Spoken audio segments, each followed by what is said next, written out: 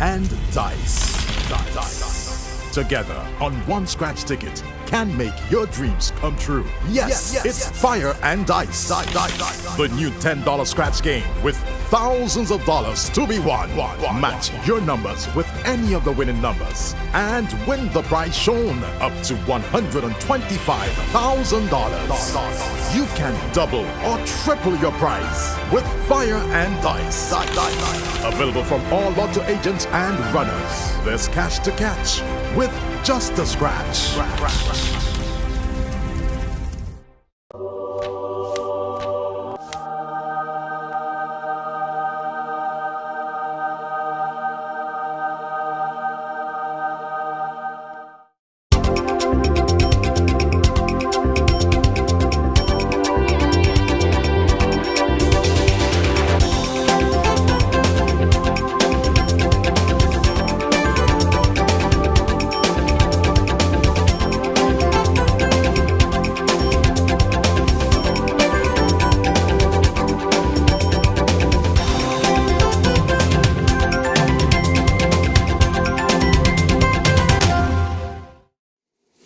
Good evening. Welcome to another edition of Round Table Talk. Well, no surprise, we have with us Prime Minister, the Right Honourable Ralph E. GONSALVES, here for a fifth term.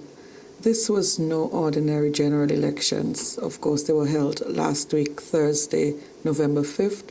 No ordinary general elections. You were in fact seeking a mandate for a fifth time to run the affairs of the people of St. Vincent and the Grenadines. You made it. Let's talk about that. An epic struggle, an epic electoral battle. I'm happy to be here. Elections, and particularly this one, and the one in 2015 and the one in 2010, 2005, 2001, even 1998. We saw a new feature, and it's getting progressively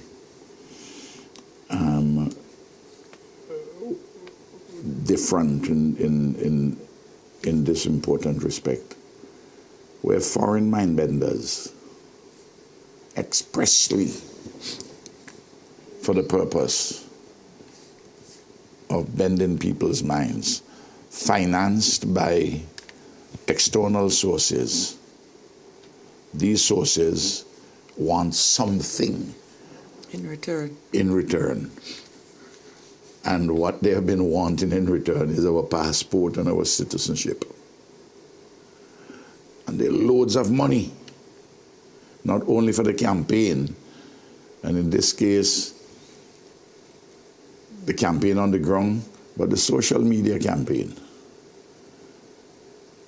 The people, these mindbenders are the offshoots of strategic communication laboratories, Cambridge Analytica, which did the mind bending in the United States of America for Donald Trump against Hillary Clinton. They started in 1998. They did it in 2001. They did some in 2005. They were big in 2010 in the referendum, big in 2010, 2015, and this time it was an avalanche by them. And they had a lot more money to spend, the foreign mindbenders, because the people who want the passport of St. Vincent and Grenadines, was this country, this government has built up over the last 20 years as to a passport of quality in itself technically, but the respect of the country. After all, we're on the Security Council. This month we are the president of the Security Council. You don't get a higher prestige like that in the international arena. And they were conjoined with a hegemonic neoliberal ideology. That is to say, an ideology which is in quest of domination by forces outside of our country, allied with big countries. But in the case of St. Vincent and the Grenadines, these passport buyers and sellers want to have their own particular part of this domination. And They spend a lot of money on the ground too. But will you say they made a dent in any way Well, with regards to the results? they made some impact, but they couldn't close the deal because you have to have a very good product with which to close the deal, and they didn't have the product. The ULP's narrative, our compelling developmental narrative, won 9 of the 15 seats because the general elections is about 15 separate elections in one general elections. The Governor General issues 15 writs, not one writ. She issues 15 writs to 15 individual returning officers. Sorry, and when she receives a return of the writs, and 8 of those writs show that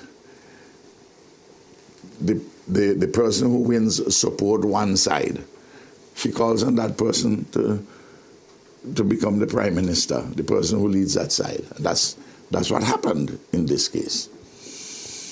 But the elections of Joshua against Cato and Mitchell, and those things, and Cato against Vincent Beach, those things are child's play to what these foreign mind benders, supported by all this amount of money, that is what they bring to swamp people. I mean, a lady tells me she's reading the Psalms on her tablet, and as she's reading the Psalms, up, vote NDP, and the kind of campaign they carried out in social media, when everybody now has a cell phone, everybody has the connection to the internet, well, almost everybody. And so that campaign became more intense in that regard. So we had to fight them on that territory, but we also had to fight them on the turf, which we are accustomed to, and which we know, and which they don't know so well. And more than that, I learned a lesson. What was that? I learned a lesson in 1998. Okay. Several lessons I learned. First lesson, we won the popular vote by 10 percentage points, 55% to 45% in 1998. But the NDP got 8 seats. And one of those seats was when Arnhem won in East Kingston by 27 or 28 votes when he beat Michael Hamlet. So, always in my mind, you have 15 seats, make sure you're defending 8. And you look for a 9th, and you look for a 10th, and you look for an 11th, as the circumstances admit. But you make sure you have 8. And that is what we set about to do. And of course, we spent a lot of time in North Leeward, spent a lot of time in East Kingston, and Luke, his swing was just less than half of 1 percentage point against him, so he did comparatively well. And the young man still has a lot of promise and potential. And he will get there because he's committed. And I know he's hurting, or he ought to be hurting, since he's a human being. But he's a good young man, and he's very sharp, very bright, and he will return. You still have a lot of hope and trust in him. Absolutely. In his ability. Yes. Yeah. No. So, you take one night. One day, I did about 8 events. But I'll give you what my rundown was like. This is the 2 evenings before the elections. From 4:30 to almost 6 o'clock I spent with Curtis King in West Kingston, in West St. George. I then went to speak at a public meeting for Mini Glasgow in Retreat. I then went to Layu to speak on the platform of Orlando Brewster. Then I went to Chateaubelair for a public meeting for Carlos. And then I left there and reached by Saboto's constituency in Diamond. That's 40 miles away, 22 miles from Chateaubelair to Kingston, and then 18 miles from Kingston to up in Diamond. I was to go to Chester Cottage, but all we could do in Chester Cottage is play music. My team called me and said, but comrade, the people here in Chester Cottage, they want you have to come. I said, well, you just have to tell them that I can't make it. But North Central is safe. The question is this: I have to make sure that who has to be showed up has to be showed up. Because 8 are critical. And before 4:30, you had 3 events during the course of the day. So that day alone, I had 8 events.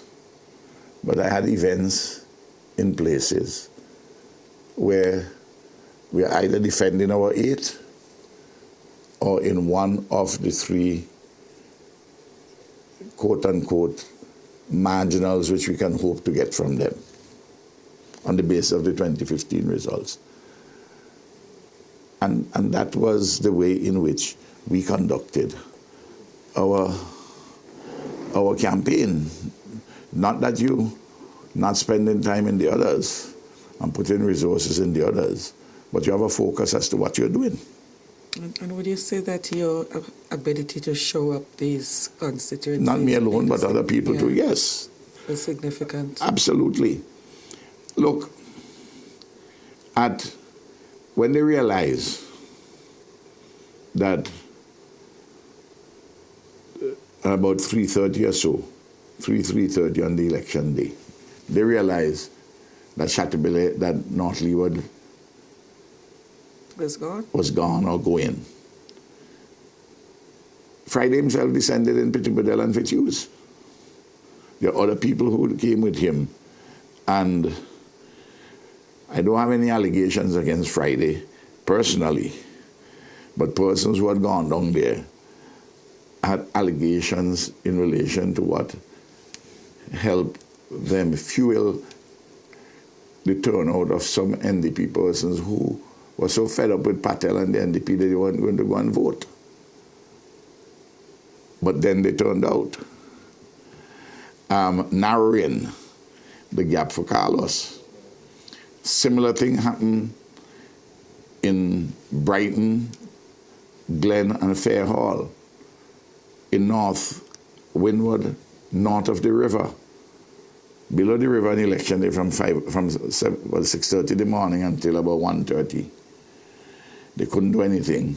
And by that time, most of the people would have already voted in those particular areas, and we had enough there to shore up Montgomery.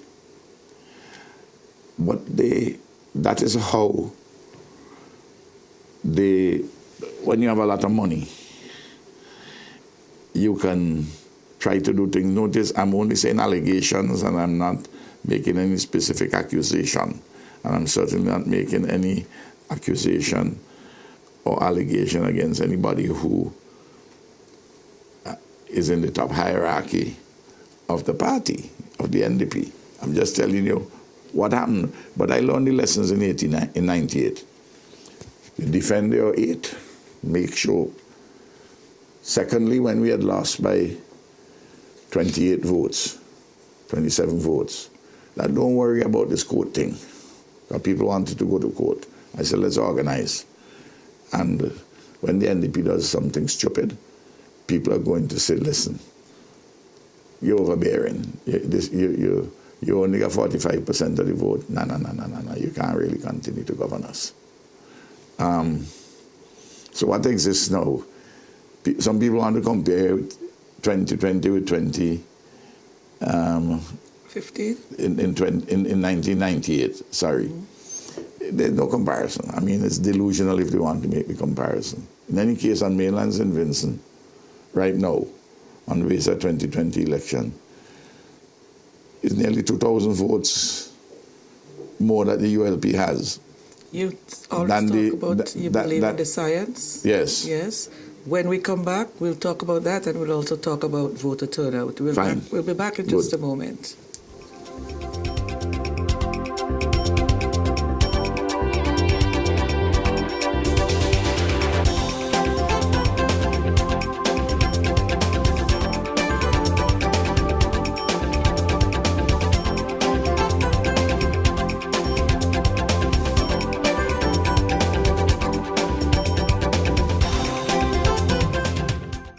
Fire and dice. Together on one scratch ticket can make your dreams come true. Yes, it's Fire and Dice. The new $10 scratch game with thousands of dollars to be won. Match your numbers with any of the winning numbers and win the prize shown up to $125,000. You can double or triple your prize with Fire and Dice. Available from all lotto agents and runners. There's cash to catch with just a scratch.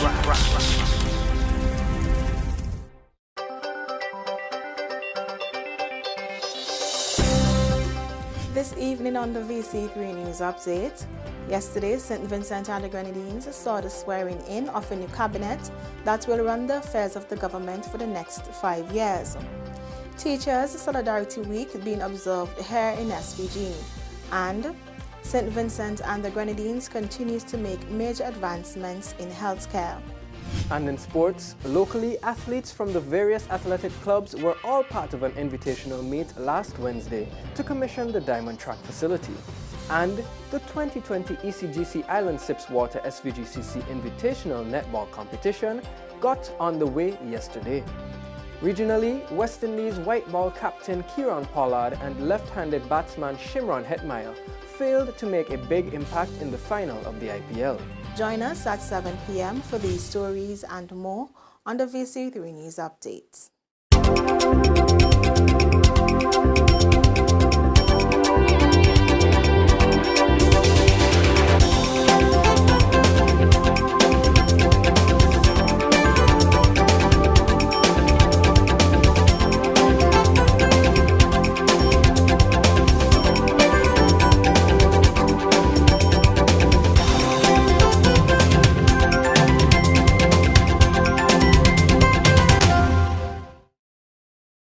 Welcome back. Before we took our first break, I did say that we want to talk about the whole question of voter turnout and the science behind all of this, because you believe in your political science, but already people are asking questions. So if you may, can I just read this particular one? Someone would like to know if the Prime program would continue where it paused, at least for persons who have already applied. Prime continues. I stated it before. The Minister of Finance, Camilo, spoke about it in January when we presented the estimates, and it went into the budget in early February. There's funding for this year. In fact, we put additional funding because of COVID. When we went back to Parliament on April the 7th, with the supplementary budget, and we have indicative funding for next year. It will be in the budget, and for the next year, and for the year after that. So we normally do a budget for 1 year and 2 indicative years. So it rolls. Okay. And Prime is not going to stop.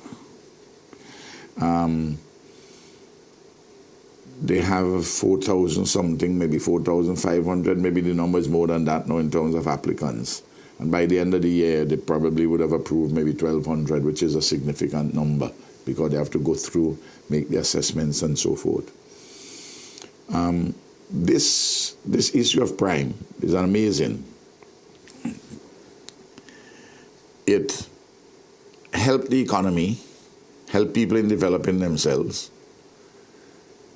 But strange enough, Prime also caused some people not to go to the polls. Because I'm a ULP man. I apply for prime. Teresa is my neighbor. Teresa apply for prime. Somehow Teresa get the prime money and I ain't get the prime money. They say, well, she ain't voting for the comrade. How is it she get and I ain't get? And I keep explaining to people, depends on the time when you apply, the way in which the public servants were dealing with this, process the applications. And sometimes somebody may get pulled ahead of the pack than others, not for any rational reason, but for some other consideration. But the same thing happened with building materials and love boxes and who get promoted and who didn't get promoted and so on. But I kept saying to people, the world doesn't come to an end on November the 5th. I said to them, one thing for sure, the NDP doesn't have any housing program. The NDP doesn't have prime. You can rely on the NDP because they did it in the past to promote only their friend people. These are things which are known and you see how they function, rather than in a more inclusive manner in which we present ourselves and which we do our work. But the fact remains is that the point you raised earlier, there was a much lower voter turnout than in last election, or indeed in the election before that.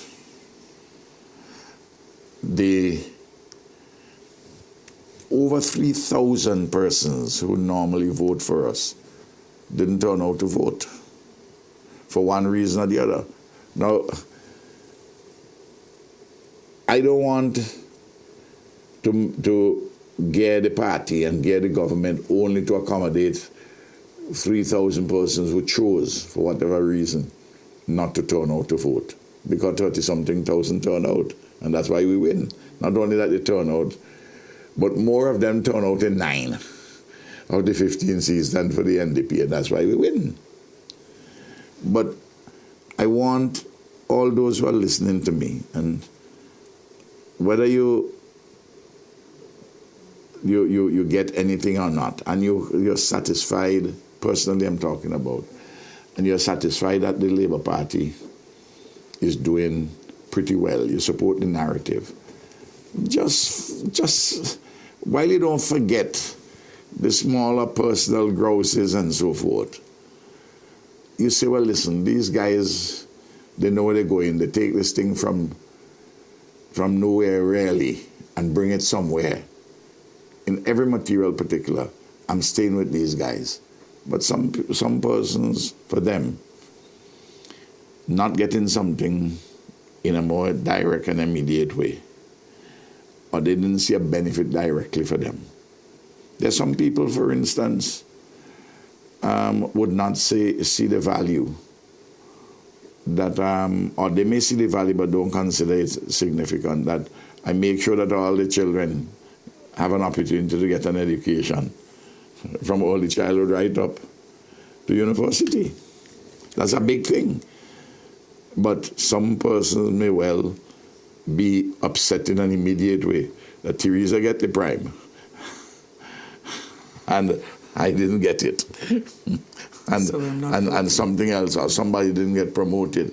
Something which the political directorate doesn't necessarily have anything to do with, because there are other institutions. Public Service Commission, for instance, appoints people. You can recommend, but finally it's their decision. That's how the Constitution is set up. Before we go further, two persons have been trying to get your attention. One person says, I've been trying to see my PM for the past 16 years. I only need 20 minutes of his time. Well, I don't believe that brother or sister, that comrade, really, if they want to see me. Look, I believe the whole country knows my number, and you all have to do text me, put your name, I will answer, or you come by Angie or Rutan, Okay, somebody else was asking that, how you to leave, make an appointment to see. you leave the information there. I mean, today, for instance, if somebody came today, unlikely they were going to see me except for a narrow window just at the time as I was going into cabinet, or a narrow window when it took time for lunch, or when I finished. We finished a little earlier today because it was the agenda was relatively short and more introductory. Putting some other things in place for the other cabinet ministers, discussing permanent secretaries, where Miss A or Mr. B should go. I'll have to go to the Public Service Commission to say, well, these are some reallocations, reassignments I'd like to see. Otherwise, you're going to see me, because this morning I was on the radio, 7:05, for a long time. And then when I went down, it was time for cabinet. And I said, except on the lunch break. So today was out. This week, for instance, is particularly problematic because I have a number of things I'm organizing to get the government on the ground. I have to get the Governor General to appoint a new Public Service Commission. By the 18th, we are now on the 11th, so I have to get everything in order. A Public Service Commission, a Police Service Commission, one or two new PSAs, permanent secretaries. I use PS. Some of the public wouldn't know what a PS is. And so on and so forth. A lot of detailed administrative stuff, in addition to the regular stuff which flow in already. Okay, so we have a lot of questions. I want to get the viewers to get a chance to have them answered. Well, you answered that one already. There's a kind of longish one here. Okay, so someone wants to know, now that the general elections are over, many ULP supporters continue to feel the pain that despite their efforts, over 3,000 supporters stayed at home and did not vote. That is a cold, hard fact. The work to continue building SPG must continue, but even more important is to regain the confidence of these supporters. Will you find a way, along with your cabinet of ministers, to engage those persons who have and keep making contributions towards the development of this country? For many persons have tried, but were shunned by ministers in the past. So that's a fairly long Well, there are many things there. If a minister shun you, I wouldn't support that. I myself, I don't shun anybody. But you may get an engagement.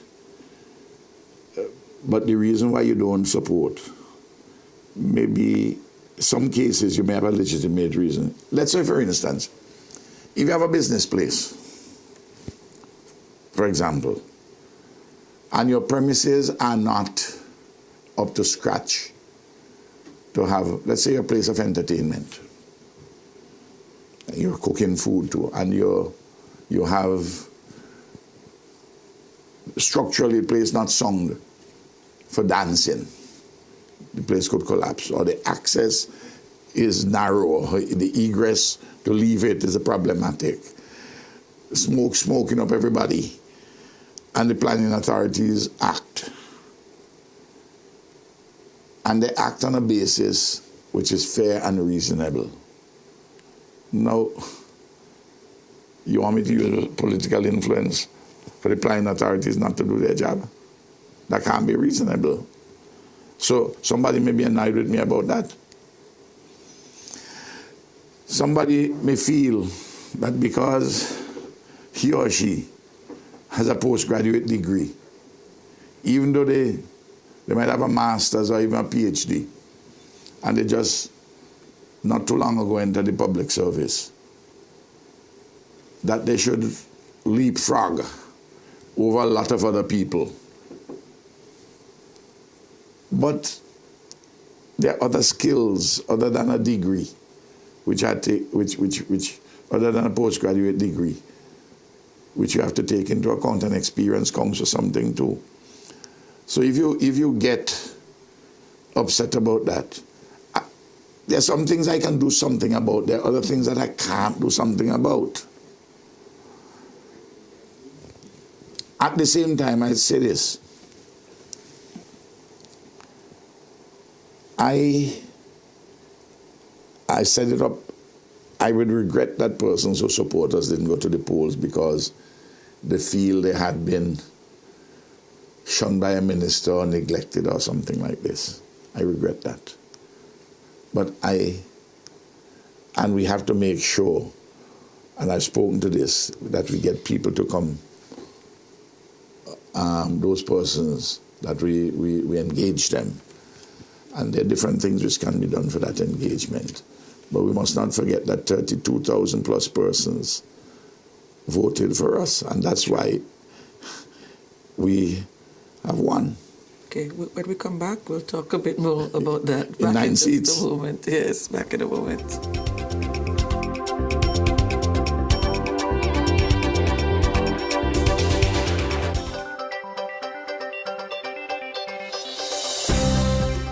This evening on the VC3 News Update, yesterday St. Vincent and the Grenadines saw the swearing in of a new cabinet that will run the affairs of the government for the next 5 years. Teachers Solidarity Week being observed here in SVG, and St. Vincent and the Grenadines continues to make major advancements in healthcare. And in sports, locally, athletes from the various athletic clubs were all part of an invitational meet last Wednesday to commission the Diamond Track facility. And the 2020 ECGC Island Sips Water SVGCC Invitational Netball Competition got on the way yesterday. Regionally, West Indies white ball captain Kieran Pollard and left-handed batsman Shimron Hetmeyer failed to make a big impact in the final of the IPL. Join us at 7 p.m. for these stories and more on the VC3 News Updates. Fire and dice. Together on one scratch ticket can make your dreams come true. Yes, it's Fire and Dice. The new $10 scratch game with thousands of dollars to be won. Match your numbers with any of the winning numbers and win the prize shown up to $125,000. You can double or triple your prize with Fire and Dice. Available from all lotto agents and runners. There's cash to catch with just a scratch.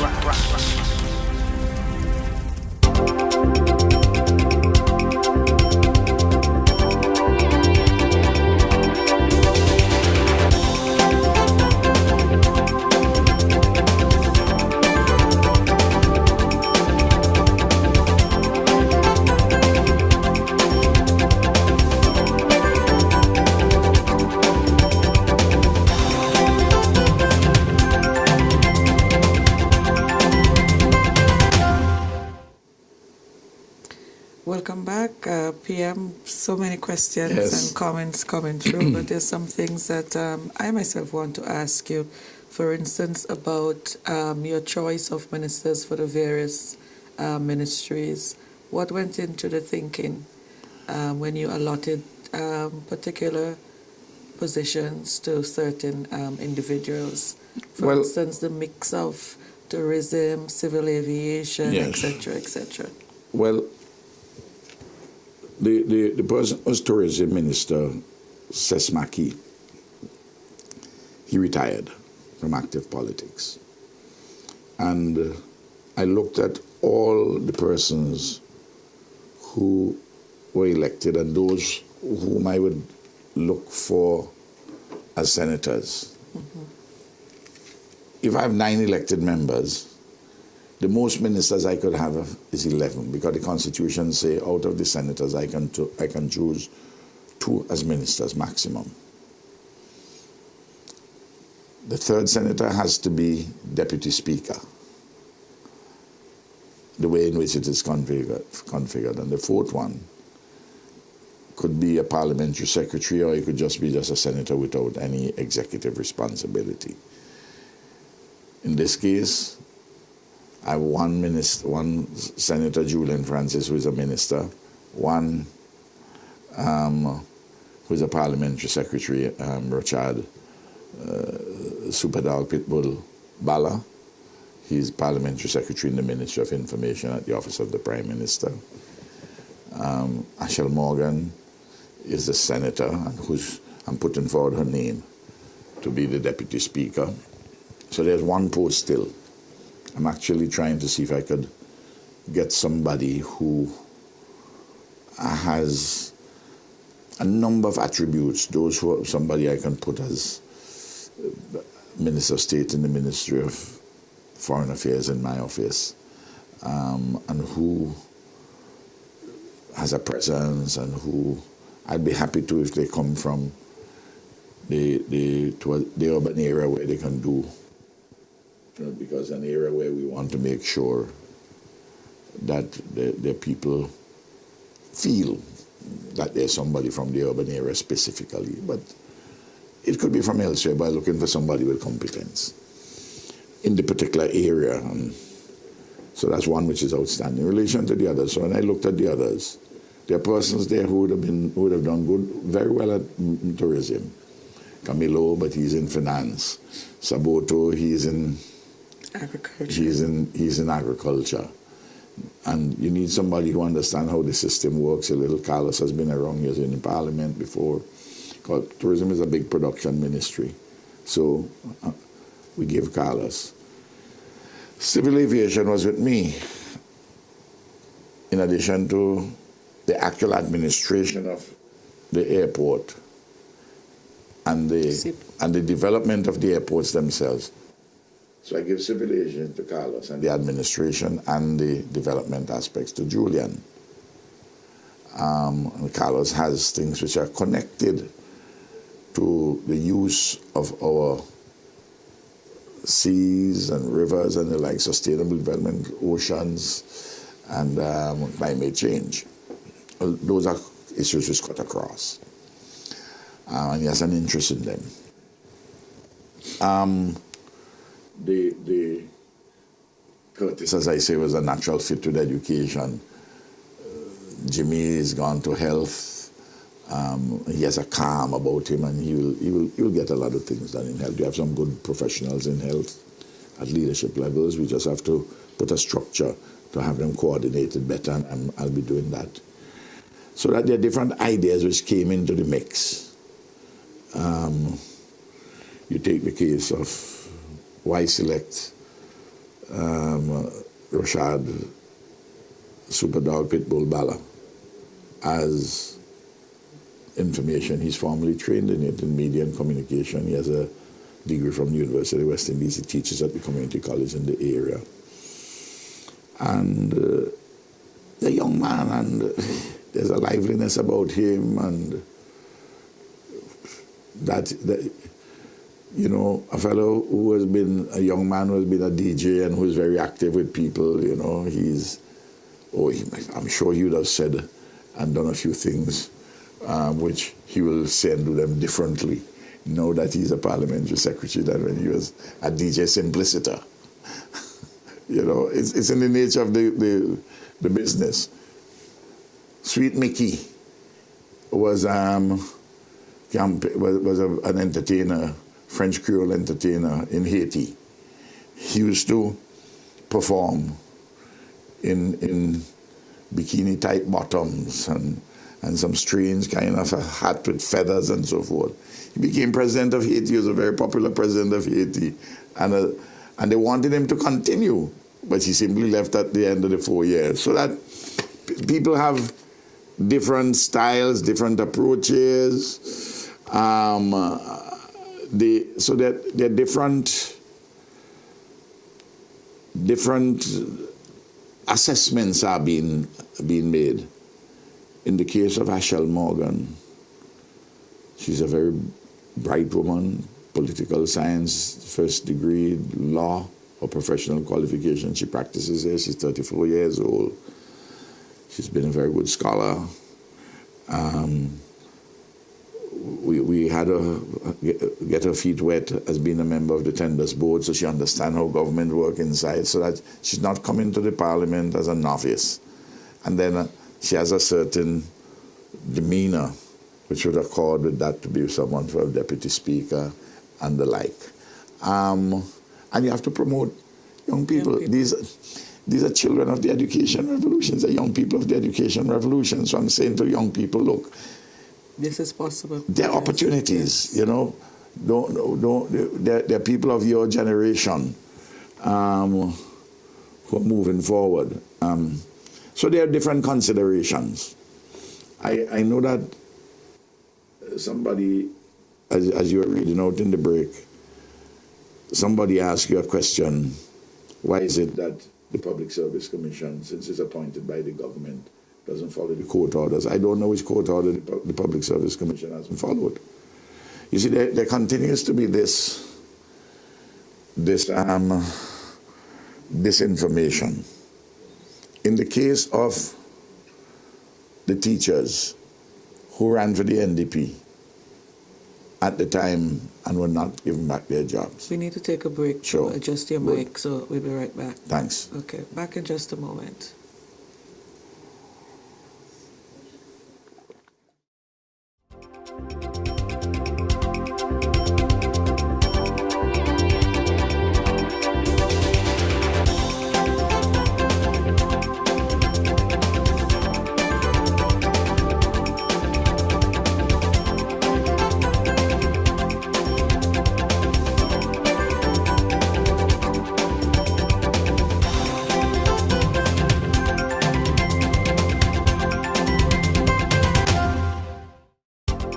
Fire and dice. Together on one scratch ticket can make your dreams come true. Yes, it's Fire and Dice. The new $10 scratch game with thousands of dollars to be won. Match your numbers with any of the winning numbers and win the prize shown up to $125,000. You can double or triple your prize with Fire and Dice.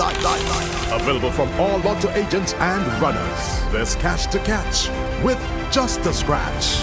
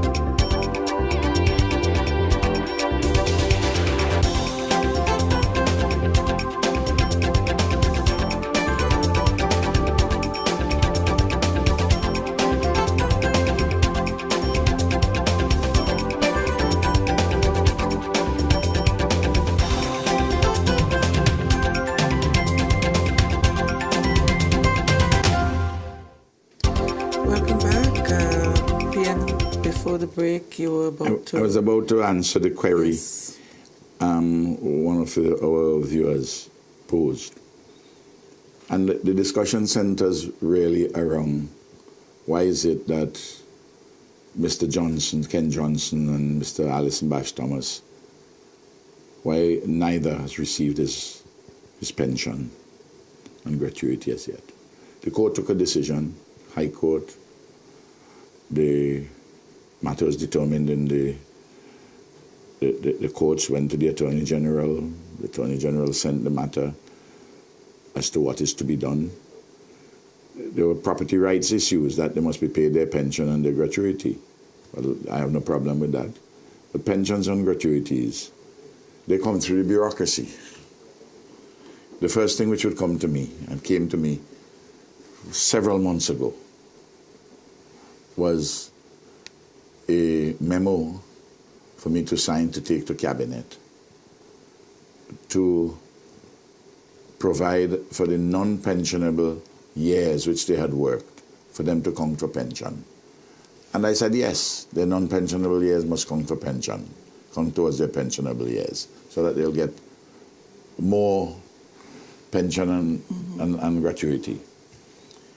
Then the matter has to go back into the public service. The chief personnel officer has to do the calculations, or her office has to do the calculations. Then the director of audit has to review those calculations. Both of them have to sign on. And they send it to me.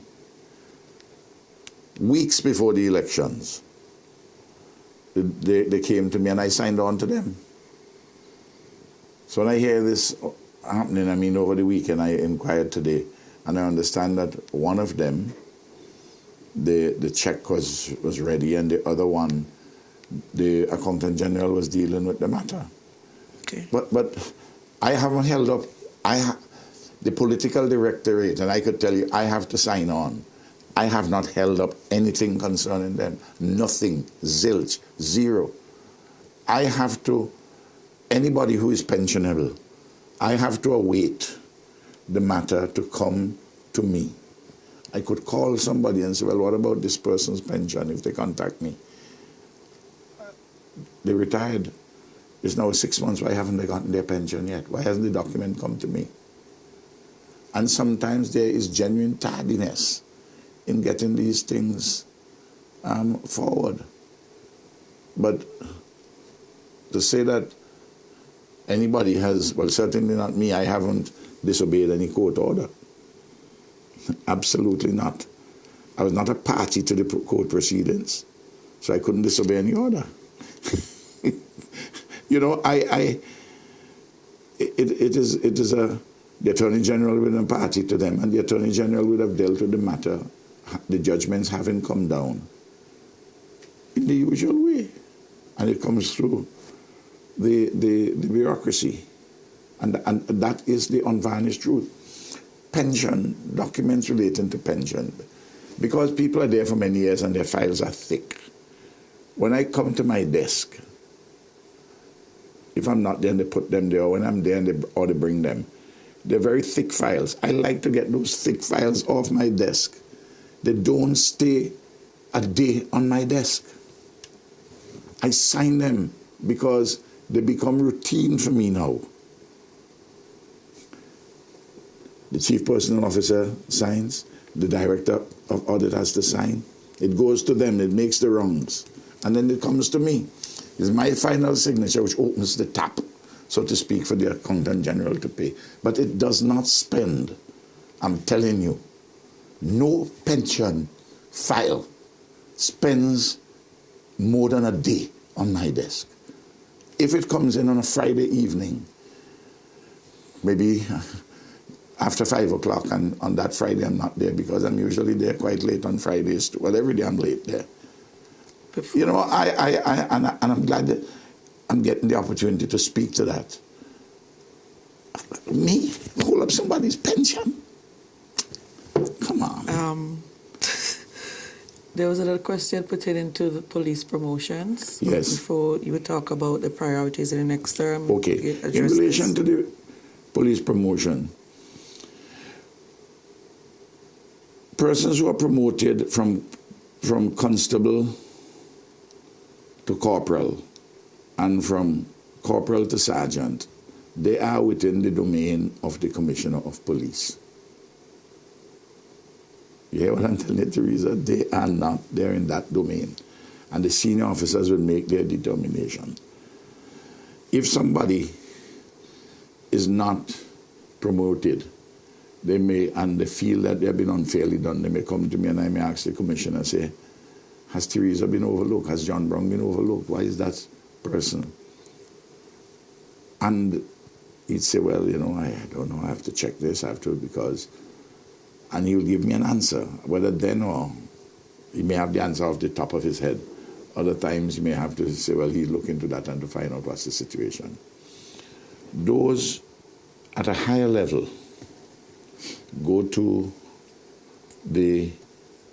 come from the police, go to the permanent secretary, and go to the Public Service Commission. The positions of deputy commissioner and commissioner are my call under the Constitution. That is how that system works. It is true that there are weaknesses in the management of personnel, and that includes issues of promotion. In the police, in the teachers, inside of the civil servants. And there's a vast improvement than what I met. For instance, the database. The ease to get information is much, because information is an important tool in the management of human resources. But you take teachers. I've been telling the teaching union, the teachers' union, for years now. The people who have a lot of influence in the promotion of teachers are the senior education officers. In practical terms, they cover districts. They are the ones who interface with the teachers. Very often, the permanent secretary and the chief education officer may not know the teachers and their performance that well. So recommendations come from the people whose noses are close to the coal face, metaphorically. And they make the recommendations, they go up to the Public Service Commission. The Public Service Commission has to now sift. They'll put them in order of priority. We have an assessment. We introduced a system of assessment inside of for promotion for teachers. But that system of assessment needs to be properly fine-tuned. And I believe you need to have external reference, REFERENTS, reference individuals who come in. Turn up on the classroom to see how this teacher is performing. Do you have your lesson plans? Are you on time? How are you reacting? Just say, I'm sitting in, Teresa, to hear how you teach today. See how your lesson plans are going and so on and so on. I think that is something that would be put on the table for implementation. Some of it is being done, but we need all of these things. We need to make these things more objective as far as it is practicable in all the circumstances, so that you cut out high levels of subjectivity. And this exists. Subjective judgments exist on these matters throughout the world. But you can put in also more rigorous objective systems. What are your main areas of priority in this, your new and 5th term of office? Well, first of all is to continue the large strategic socio-economic transformation of the country. And in that regard, we have the big hotels, we have the port project, we have the deepening and broadening of, further deepening and broadening of the education revolution. We have the matter of the health of the acute referral hospital, more scientific movement in fishing and agriculture and so on and so forth, more call center jobs, etc., etc. But there are some things which have caused unease and challenges and difficulties which we have to address in a better way. I say we continue the large strategic things, but there are some personal and community things. Like, for instance, it may well be that we have to reassess this giving of people materials, because building materials is causing some problems. What we might have to do is different tiers. There are some people in this country whose living conditions in terms of their housing is just terrible. It may be 10, 15, 20, 30 across in each constituency. Whatever the number, we have to systematically reduce those. Build the houses for such persons, one-bedroom houses. And many of them are just one or two persons in them. Then you have the need for some quick fixes. Somebody might need a half a dozen sheet of galvanized change or some other thing. That could be done. Then you have some people who the numbers have declined tremendously, but still who have pit toilets. We have to sort that out. And then there are persons who have jobs, but who are strained nevertheless in doing repairs. They may even have title to their land and their house, but they're stretched. They can't get a mortgage to do that. We may have to convene a meeting with a state-private sector solution with the individuals concerned and say, look, it's $5,000 worth of materials, you want $7,000. The state is prepared to go to walk with you to the credit union if you're a member, or Bank of St. Vincent, whatever it is. And say you need $5,000 worth of materials. We will say to the institution, we will pay $2,000, $1,500 towards this, or we guarantee it. And you give the person the loan for the balance. You may give them a preferential rate. You can negotiate that with the credit union so that there is a solution where the person themselves making contributions.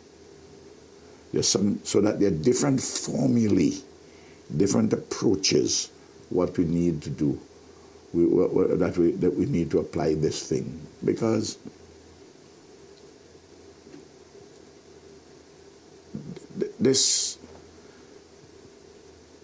it has brought relief. The method we have used has brought relief to a lot of people. But at the same time, it has caused too many challenges, and we need to address it. So I just give another set of ideas. When everything is distilled, some variant of what I'm talking about may happen. But what I'm speaking to you about, Teresa, is that all of these things, I'm always interested in knocking about new ideas and new ways of doing things, of achieving what we need to achieve. What is that? To better the lives of people. What will be different as we approach our final question? What would be different this term? Well, I think I just touched on one thing. Them, yeah. Some of the more direct community-related things. A lot has been done in that area, but we can do Some of them housing is one in a different sort of a way. Still do lives to live, still do some low-income houses and the like, but there's some other specific things we do in the ways in which I'm suggesting. And today we decided on Mondays at 11 o'clock. After 11 o'clock, nobody must be in the office. On Mondays, you go into your constituency, not to your constituency office. Because very often, some constituency offices, it's the same set of people go to them with this or that individual problem. So, and when you go there, not every problem somebody brings to you that you're going to be able to solve, because there's a resource constraint. After all, you're not Almighty God. But you have that on Monday, you bring it to the relevant public official whom we will have in your ministry and say, these are things which people have been raising issues about. I want you to contact the Permanent Secretary in the Ministry of Housing about this. You contact the Permanent Secretary,